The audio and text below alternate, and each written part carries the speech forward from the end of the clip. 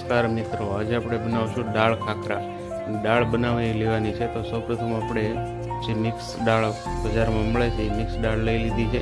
હવે આ દાળને હળદર 1 ચમચી અને સ્વાદ અનુસાર મીઠું નાખી બાફી લઈએ. આ દાળ ખૂબ જ સરસ અને ટેસ્ટી બનતી હોય છે, જે ખાખરા સાથે ખાવામાં ખૂબ મજા આવે છે.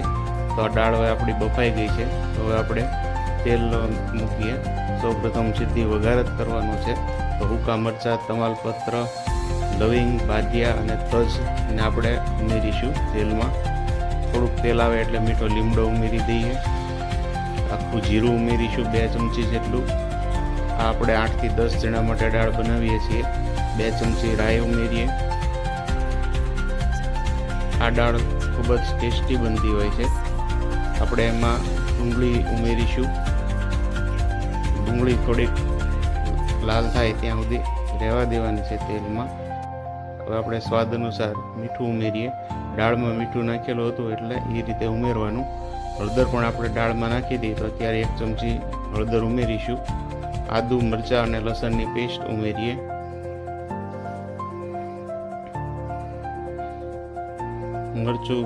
લાલ મરચું પાવડર 1 ચમચી ઉમેરીશું.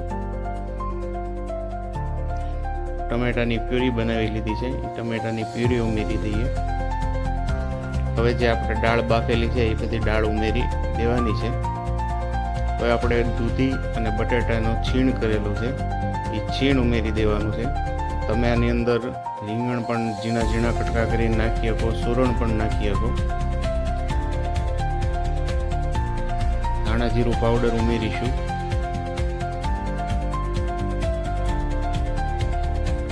સાંભર મસાલો એડ કરીશું.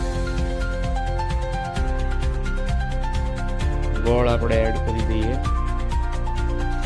તો ગોળ તમે ન એડ કરો તો ખાંડ પણ એડ કરી શકો છો. 10 થી 15 મિનિટ ઉકાળશું એટલે આપણી સરસ એવી દાળ તૈયાર થઈ ગઈ છે.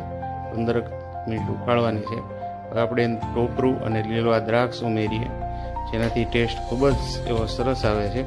ટોમેટો કેચઅપ ઉમેરીશું.